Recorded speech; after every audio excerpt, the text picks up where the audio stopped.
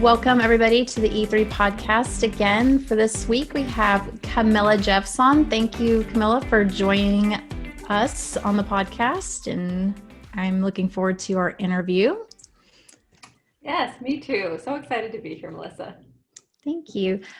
So let's just real quick, just give us a little bit of information about who you are and your journey in real estate and what you've been up to and all that good stuff. Sure.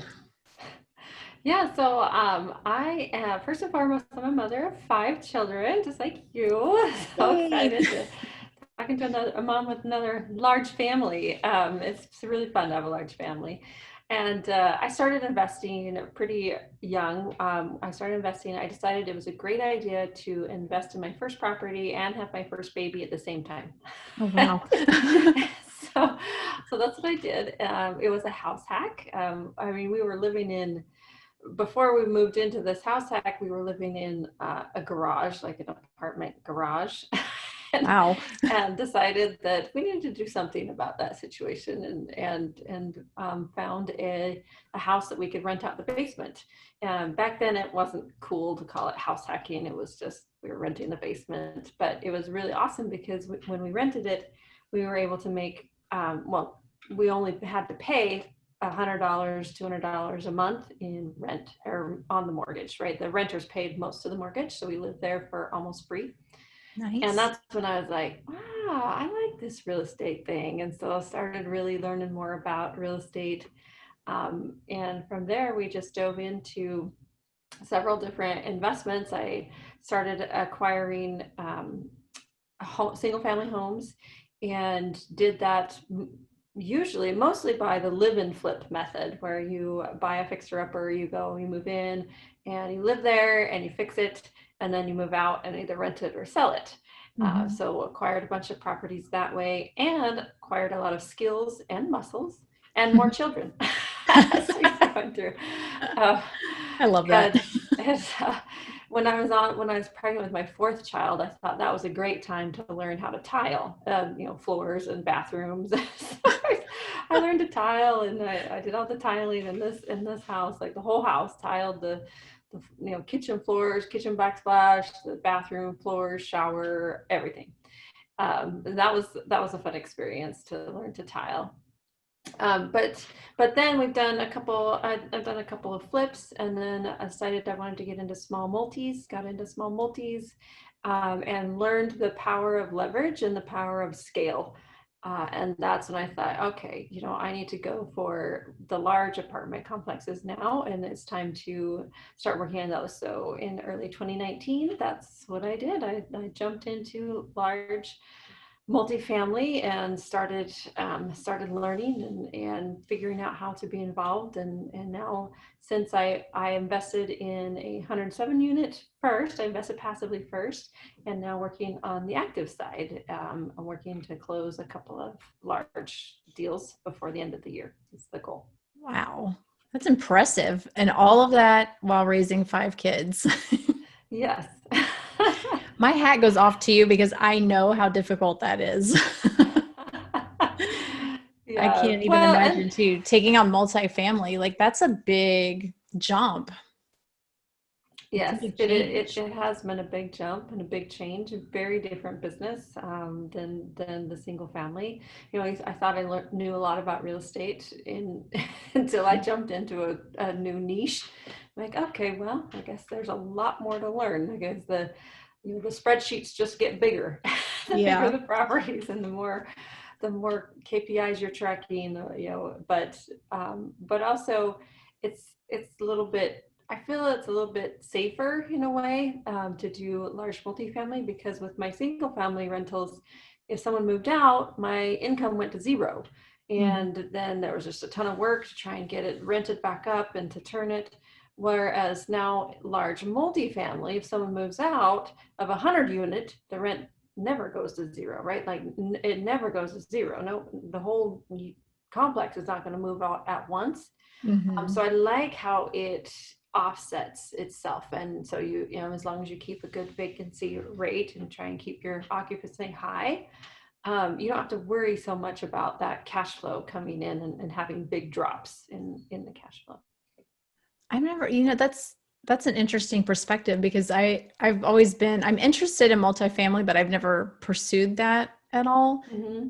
And I think maybe part of it was a worry about things like that, about, because I've got rentals too that are single family. And so I get that, when somebody moves Yeah. out, it's like you get nothing and then you're spending money trying to get somebody back in there. And so I love that idea of having that constant sort of thing with the larger multifamily, where you're right, like not everyone's going to move out at one time. So there's plenty of Mhm. like overlap and all that. I guess you're not just like down to zero out of nowhere, right? Right. Right. Did Yeah. did COVID, especially like earlier this year, did that affect any of your rentals with your multifamilies or anything? Yeah, so it affected the one I'm invested in passively. The sponsors, they decided to withhold distributions, which means that, the cash flow that I was getting, they were like, you know what, we're going to hang on to it just in case. Now, they didn't experience, it's in the ones I'm invested in are in the Tucson, Arizona market, and that Mhm. market is very strong. In fact, even through COVID, it's experiencing like 6% rent increases, and occupancy has only dropped a little bit, but still higher than it was like last year, right? And so it's a very strong market. So COVID has not really affected it that much. Of course, it's always, you never know when or if it's going to affect it more, because perhaps all the tenants were on government assistance, and then the government assistance is going to end, and maybe there's going to be more trouble. But I think that there's lots of ways to mitigate it, and to work with your tenants, and that's what we try to do. And I care a lot about my tenants and the community that they're in, and want to build strong communities in their apartments, Mhm. and so I want to make sure that they are taken care of. And we're definitely, trying to work with anybody who has had a COVID hardship, because I know it's not fun to lose your job and to try and figure out what to do for your family. We've been in those situations where we've had $0 in the bank before. It's definitely not a good place to be. So Yeah. trying to just work with them and help them in any way that we can, of course, while still running our business in a profitable way, not losing money on the business, so that we can pay our investors, eventually get back to paying the investors, and catch up the distributions that they didn't get. Hmm. Do you guys, do y'all manage your own properties or do you have a property management company that deals with all that for No, you? so all large multifamily, we put professional property management on. Oh, that's The other good. nice thing about that, though, is that in the large space, like 90 units plus, then it's typically an on-site property manager. And so you have eyes and ears on the property, during the day at all times, like watching out for it. And so it's, I feel like it's much better taken care of than, some of my single family rentals when I was the property manager. Go check on them, every 3 months. And so, like, I mean, sometimes there were issues like, oh, they haven't mowed the lawn in 3 months. And so it just kind of depends on how it, on your management style. Mine was more of a hands off, but with professional property management, I like that they're there all the time. That's a good point to make too, just having a professional manage versus doing it yourself. And I only Yeah. mention this because I had a traumatic experience yesterday. Oh no. I kind of talked about it for a second before we started filming, but I was mentioning I had gone out to my rental properties and I'm not a very good property manager, I guess. And time goes by and you're busy and I have somebody that collects rents and like does collections and things like that for me. But I hadn't been to these properties in like a while. Hmm. And actually one of them, I probably shouldn't even say this, but it's so awful. Like I bought that house and I've never even seen it. It's been years. I didn't even Really? know. Yeah, I never even saw the property. Like we bought it with the tenant already in place, and the tenant has never, he pays his rent every month. He never calls for any repair. I think he's called me maybe one time for a repair. That should have been like a, note to self, A I've been quote. someone should check on that. It's been a while and I haven't heard anything from these people. They just pay the rent. It's like they just don't want to be bothered, maybe. Yeah. But in doing that, when I went to the property yesterday, I was like, oh my gosh, this is like, it was clean. It was kept up. The yard was cut and everything. But the foundation, when I pulled up, I'm like, oh my gosh, this house is lopsided. It's Oh no. totally lopsided. Oh no.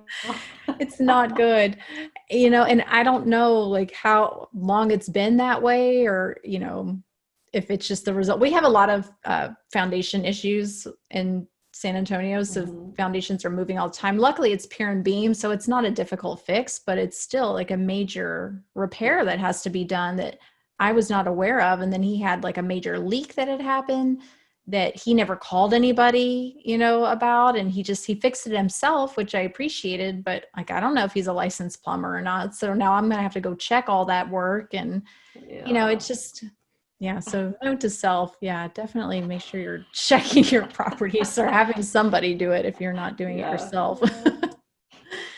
So kind of change gears here for a minute, because you had mentioned something earlier that I wanted to talk to you about, because it's something that I think a lot of us struggle with. And part of that is just being an introvert in the real estate investing world, and really, I guess, in any business. What has that been like for you? It's been a challenge. It really has been a challenge for me.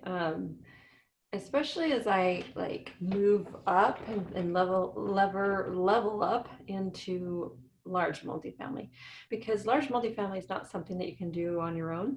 Mm-hmm. You have to have partners. There's no way to do it by yourself. And so that requires you to network. And I hated the word networking. It was so, networking. My vision of networking is entering a room with hundreds of people. It's so loud because they're all talking at once, and everybody's in a conversation. And how do you insert yourself into all the conversations? Because I'm not one who, if I'm in a meeting, at work or something, and I say, if people are talking, I'm not going to interrupt someone talking. I'm waiting for a entry point into the conversation, and then I'll speak up and say. And I think that's very common for introverts, that we don't interrupt. It's not in our nature to interrupt other people. And one of the things that extroverts need to do to help us, I guess, is to leave longer pauses. Because an extrovert, right, just talks and talks and talks. And if there's a pause of half a second, they're like, oh, that's too much dead space. I need to talk again, sometimes. And so that's helpful. But I think when I went to a networking event in January in LA, and it was a large multifamily one. And I walked into the room, and it took all of my effort to not turn right around and walk right back out. So I was just panicking because there's just so many people in this room. And then, of course, the being a minority in the room too, like vast minority, not very many women are in large multifamily. And not very many women are in real estate, period, right? I mean, during my last 15 years of doing real estate, I literally thought I was the only woman doing this. I didn't need another woman. Well, probably because I didn't network, right? I was just doing my thing. So now I'm networking, but at that event, I just said, you know what, you have to take risks, right? So if you want to build a business, if you want to leave a legacy for your family, and for me, real estate provides safety and security, as a mother for my 5 children, and for me to feel like that we're all going to be okay no matter what, no matter what happens. I mean, COVID strikes, and we're okay financially. We're not okay emotionally. It's been rough. I won't lie. Five kids, 4 of which are teenagers, and all of a sudden their lives, social lives get shut off. That was definitely challenging. But I think one of the things I learned to do early on is in a networking event is to just tell yourself, get in there, get 5 people's business cards, or talk to 5 people. That's your goal. You must talk to 5 people before you exit. Once you've talked to 5, you can exit.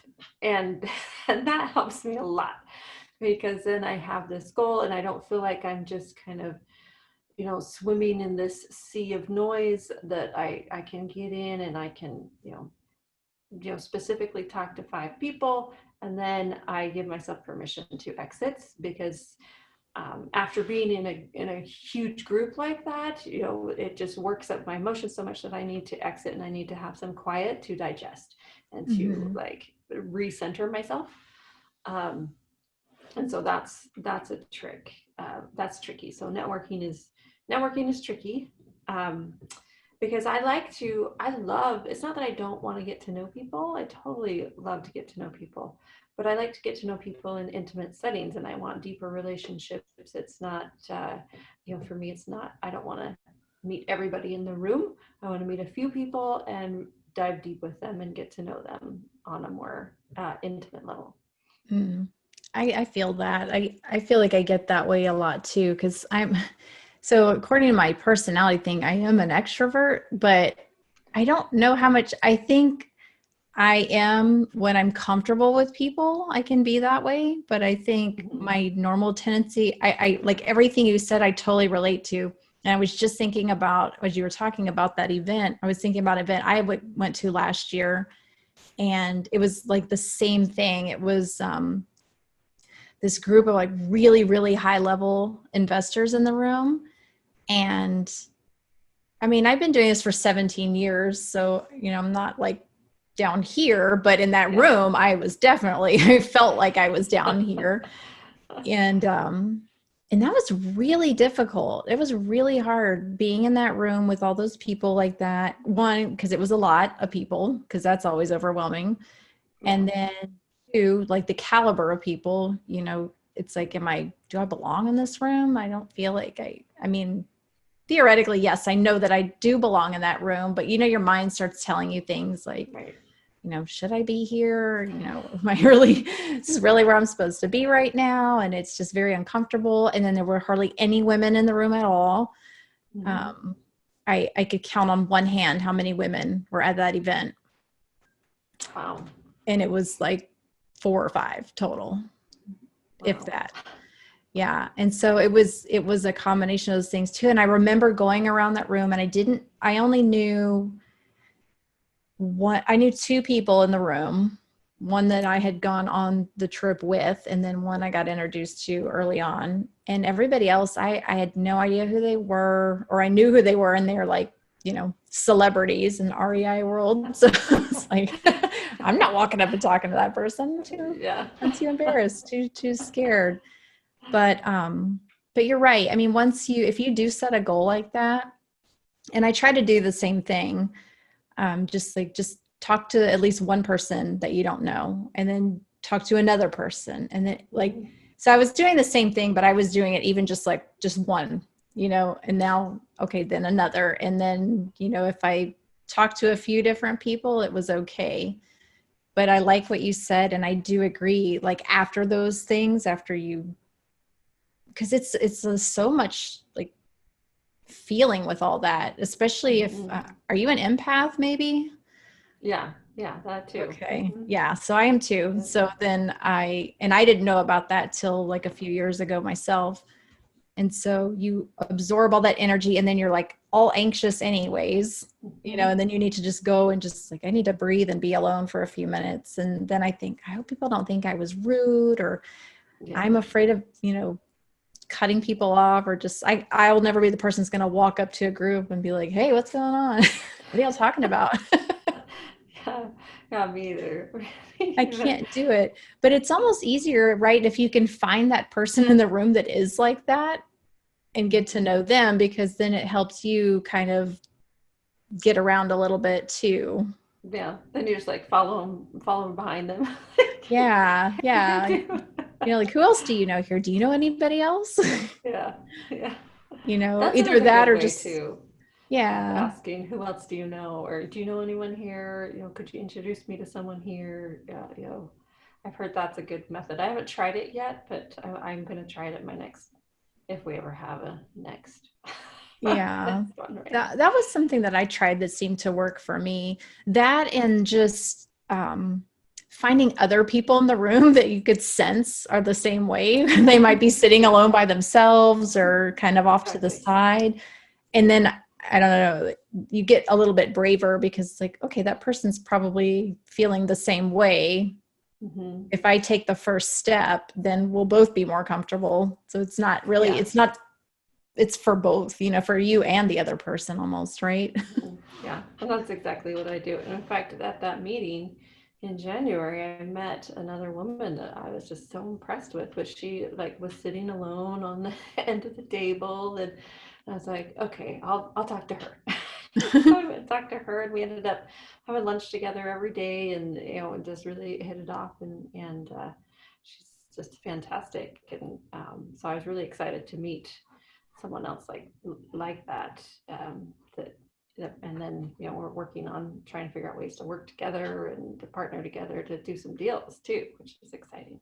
Oh, nice. So you never know, right? Just by being brave Right. and getting out there. But it is a lot of times easier said than done, I think.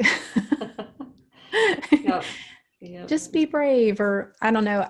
I think I try to just back to just for a second, because I did think of one other thing that is helpful in those situations, because I think a lot of people go through this. So it's kind of fun to talk about it, but paying somebody a compliment, if you find Yeah. somebody that is kind of in that room with you and you're not, just go give them a compliment. Like, I like your earrings or your Mm-hmm. shoes or, you know, your hair, whatever, kind Mm-hmm. of opens the gateway to conversations too, instead of it just being so awkward and weird. Yes, that's a good tip. Thank you. I'll try that. I'll try that. I try to like I'll notice things. So I mean, also as an introvert, I notice a lot of details about people, and about, so I'll notice everybody's earrings, and I'll notice like what the hair's doing, and I have to sit in the front of the room because I get distracted by all that stuff. But yeah, actually, I was named after a woman who her famous quote was, "Never suppress a generous thought." Oh, And I so if like you have that. all these thoughts, in your mind, and you think that, oh, I should tell her, her hair's cute, I should tell her, and then you just walk by, you're like, oh, no, no, no. But we need to, not suppress those things, and let them come out and spread the sunshine, right? Yeah, that's a great quote. Who said that? Her name was Camilla Kimball. Camilla Kemble. I'm gonna Mm-hmm. write that down because I like that. I'm a big collector of words and things like that. Mm-hmm. Yeah, yeah, me too. I like quotes. I do too. I have a whole Pinterest board dedicated to quotes. Awesome. It's a weird thing, but so, given that, being an introvert, but being in that space and um, just kind of changing like your journey and stuff like that. Like, I know we had mentioned talking about the challenges of all the marketing that you have to do. And so, and being an introvert, kind of having that layer of complexity in all that also. What does that Mhm. look like for you? Yeah, so it's interesting because I know a lot about real estate. I know real estate. I know how to evaluate numbers. I know how to find deals. I know how to rehab deals, and um, but the uh, when you step into large multifamily, now you're putting together a big group investment, right? And so it's you have the general partners. So there's 4 or 5 of you who are the professional real estate investors, and then you offer investment opportunities to passive investors. So people who maybe, um, don't want to be involved on the active side, and they just want to put their money to work in an apartment complex. So rather than putting in the stock market, for example, so they can get more tax benefits and higher returns, and have cash flow coming in. So part of my job in the apartment space and apartment general partner space is to be an educator for investors and educate them on the investment opportunities, educate them on how to invest and what all the numbers mean, so my specialty is the brand new investor. So to the person who's brand new to investing in apartments and they have never invested in an apartment before, but they know that it's a good thing for them. They know that that it would be very beneficial to achieve a really good financial return. I'm also very keen on purposeful investing, and so I want to make sure that every project I invest in has some kind of social return. So it's building a community, it's making things safer and cleaner, nicer for families to live there, and then also an environmental return. So we try to go green as much as possible in all of our apartment complexes and just kind of help the carbon footprint, just one apartment complex at a time. It's not like I'm not creating anything giant, but just doing a little bit, Yeah. And so marketing is very interesting. On the one hand, it's exciting because marketing as an introvert can mean just me sitting behind my computer and posting content, writing a blog post or posting something on LinkedIn or on Facebook or, Instagram and, documenting that and then learning how to do that. Email newsletters as another form of marketing that is actually nice as an introvert. The challenge I'm facing is making videos. So like a YouTube channel, for example, that's one that as an introvert, that's just eating me up inside, and I know I need to do, and I know I need to educate. And the funny thing is, if I'm in front of a group and teaching, I actually love to teach. And I can go and be in front of a group and I can teach and be super comfortable teaching a big group. But then when I get in front of a camera, I feel all goofy. Okay, where do I look and what do I do? Because there's no interaction, there's really no movement. You have to kind of sit still, and I my hands are going right now. And I talk with my hands when I'm talking, and so there's that piece of it, making the actual video and feeling comfortable in front of a camera, and then also when you go back and you edit it, you watch yourself, and it's funny because you'll pause it to fix something, and then your face looks all funky because you pause it at a weird moment, right? I hate that. Do I really look like that? And so there's a lot of this whole getting over the fear of how you look on camera, of how you present yourself. I'll watch back, and I did one video and I was blinking a lot. I'm like, why am I blinking so much?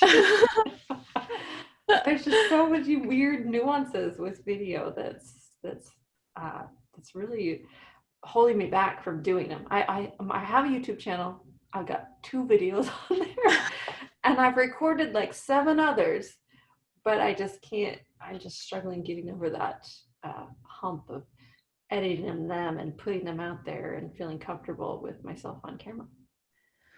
So yeah, I feel like we're kind of the same person right now, because I am so uncomfortable in front of the camera, and I've been saying this for so long, and I put out a ton of content, and I started doing that last year, video content. And oh my gosh, my poor guy that does my content for me, he's the best. He really is. But actually hiring somebody, so step one, hiring somebody for that has helped me a ton, just because, he's able to provide some direction for me, which helps. So he doesn't tell me what to talk about or anything like that. I come up with all my own content, but, just being comfortable in front of the camera. It's almost easier. I really struggle doing Facebook Lives and things like that. If I'm just sitting here talking to myself, because I rely on feedback. And Mhm. so, you're talking, it's like, I don't know if what I'm saying is resonating with somebody or not. Like I said something I Yeah. thought was funny, but like, is anyone laughing? I don't know. Yeah, you laugh at your own jokes. Yeah. And then I'm like, feel silly. And same thing, like I'll see the freeze frame of my face. I'm like, why do we always look like a monster? Like, Yeah. and it always Yeah. and never fails. Like that's like the thumbnail thing, right? Where it's just like Mhm. you're like Right. halfway talking, and so you've got this like really weird look on your face. Your mouth's like hanging open, and one eye is closed, and it's just all wonky. Yeah. And I'm like, don't show me that. I have people that show me sometimes. They're like, look at your face. No, I don't want to see it. It's painful.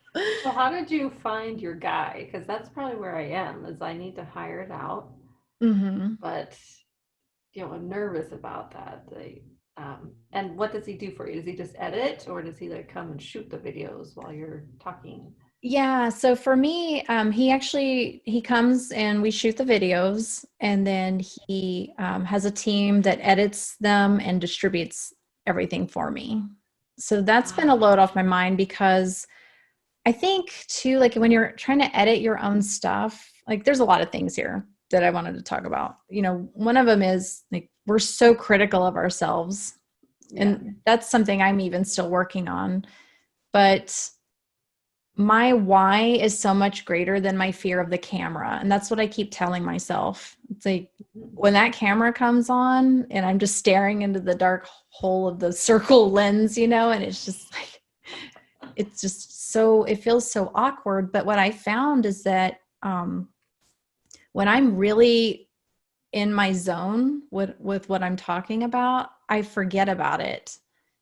Mm. And so when I'm not, since I know somebody else is going to edit everything and they're going to clean it all up and everything, that really was freeing for me not to worry about how do I look or whatever. It's like, cause I know they're going to take it and fix it. And then I'll just see like the polished, nice product at the end. Yeah. You don't see all the stopping and the starting and me going crap, or like, or Right. saying something really bad, and it's like, I forgot what I was going to say. Cause I used to do that a lot too. Just Yeah. like I'd start talking and then I would lose my train of thought, or Mhm. there would be an interruption or something. And then it would be like really difficult to get that back. But one thing that I did start doing is, like I come up with all my content for my videos. And then right before I shoot the video, I'll do like a mini brain dump about all the things I want to make sure that I talk about Mm. with that Yeah. particular topic. And so then it's like it's fresh in my mind. I have a note that I can look down at. And, he has taught me that, I can talk. And then when I need to check my notes, to have a nice, like very specific pause. That way they can see it when they're editing everything and they And know that, yeah. you know, that's going to be cut out. And so it's not, so that it flows better. So I'll speak a little bit and then I'll have kind of a long pause so I can look down and look at my notes and look up again and then start talking, not doing it as you're looking down or as you're looking up. Because that made a big difference too, just in Yeah. the editing process. And then you don't have those weird moments of Wow. That's a great stuff tip. happening. That's a great tip. Okay. Yeah. And then Try another that. thing that has helped me too is, well, it is helpful too having somebody on the other side of the camera, Mm. just that you're not talking to yourself. Right. I think that's actually nice. And I would even have, before I hired him, I would have people in my office come sit with me and while I was trying to do a video, just so there would be a face there, Yeah. like sit behind the camera somewhere. That way I could have something else to concentrate on. But another good tip my media guy gave me that has helped me a lot also is just, you were talking about like talking with your hands and that you have to be still and not fidget or whatever and stuff. And what he told me was that, like, don't worry about that. Don't worry about, the more you are, the more comfortable you're going to be. So, because I talk with my hands too, and I usually Yeah. do it down low where you can't see it on the camera, but I am still definitely like moving my hands around all the time. Yeah. But I do it like once he was like, just stop worrying about that, just talk. And don't worry about what your hands are doing or your face is doing or anything like that. Just talk. And he was right. I started to be more comfortable because then it's like, okay, well, now I'm not, it's like suppressing anything. I'm just, I'm just being me. And that's really, in the end, the most important thing. It's just as being authentic and then providing that content that people need to hear, and I'm sure you're an awesome teacher. And so what you have to say, people are going to be more focused on that. We're the ones that are nitpicking ourselves and saying, oh, my earring's backwards, or like, whatever, my hair's funky. I got a weird piece of hair. Like, people really aren't looking at that. When your content's good, they're going to be focused on your content and not so much of, the other little things that we tend to focus on. But, 9 times out of 10, people aren't going to notice that. Yeah. Yeah. And I know that's true. And it's just one of those dumb thinking errors that you just have to get past. And also, I was thinking the other day that, that's very self-centered focused too, right? Like, if you're so worried about how you look on camera, that means you're not thinking about your end customer, right? And so you're not focused on them, and you should be focused on them. And so it doesn't matter what you look like. What matters is your message you're delivering, and the way that you can serve your customer, right? So definitely trying to get out of my own head and focus really hard on the customers, I think is key too. Yeah. Something else too, are you doing a lot of teaching and speaking type events? Yeah, so I'll speak at meetups, and of course virtually right now, and those I'm super comfortable. I don't have any issue at all speaking at those. And maybe it's just because I know that there's people there that are listening, whereas the video is, again, me talking into a black hole. But you can't think of it as a black hole, right? You got to think of it as you're talking to a specific person. Right. That's what we're supposed to do. I still always think of it as an eyeball when I look at it. It's the eye of the customer. But what I was going to suggest too, that could be a great source of content for you and very natural and organic, is just filming those speaking engagements that you're doing. If you're doing them live, have somebody in the back of the room filming that for you. Because you can pay, even like college students or something, just to come and like be in the back of the room and just shoot video.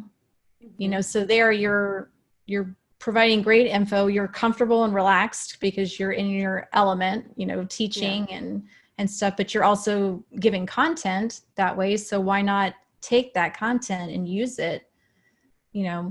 Because what they can do, like a good marketing person will be able to take all that content. So even if you're speaking virtually too, like whoever's recording those meetings, you can take all these videos that you have and you can get them to somebody like my guy or anybody, that can do video editing and stuff. And they can take these long pieces of content, chop it up into micro content, which is like the best thing ever, because you think about it, if you're speaking for like an hour about a topic and you can take that and they can turn that into, 2-3 minute videos, or they can take it and turn it into, an Instagram post or a LinkedIn post or a blog post, parts of that.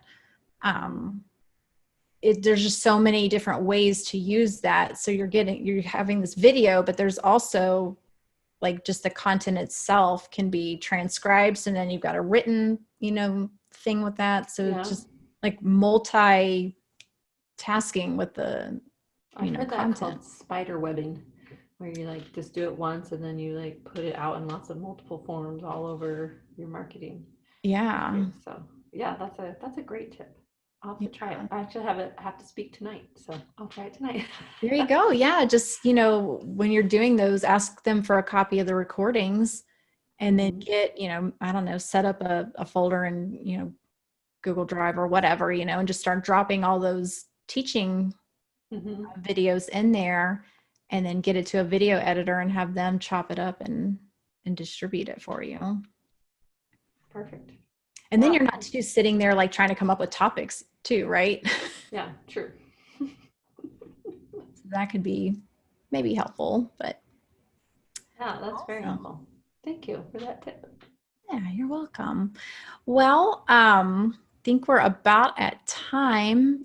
Is there any other helpful tips that you wanted to share with anybody, or you want to share where people can find you if they're interested maybe in learning more about multifamily or becoming a passive investor maybe with you? Yeah, you can find me. My business is called Steady Stream Investments, and you can find me online at just steadystreaminvestments.com. That's my website. It has lots of helpful content on there, lots of blog posts about how to get involved in being a passive investor.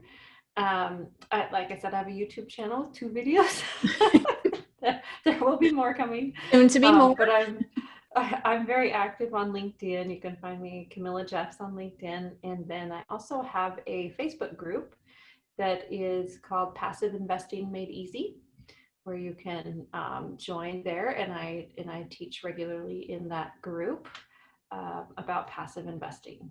Oh, and I created a master's class on passive investing, and you can access that just right there on the front page of my website. So it's a 5-day, comes into your email inbox and teaches you like everything you need to know from A to Z about passive investing.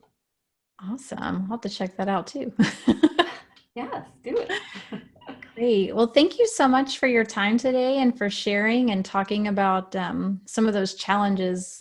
I know we're definitely not the only ones that feel that way about a lot of this stuff. So hopefully that will be helpful. There'll be some helpful things in dealing with those situations of being an introvert and dealing with marketing and being afraid of putting ourselves out there. So I thank you for sharing, and I think you're awesome what you're doing, raising all those kids and doing all this sharing and teaching and investing. It's so, I don't know. I feel so privileged to be able to meet so many women, especially lately, that are just doing these things. And I love bringing light to people like you that are just quietly like doing stuff and making moves and making places better. And thank you.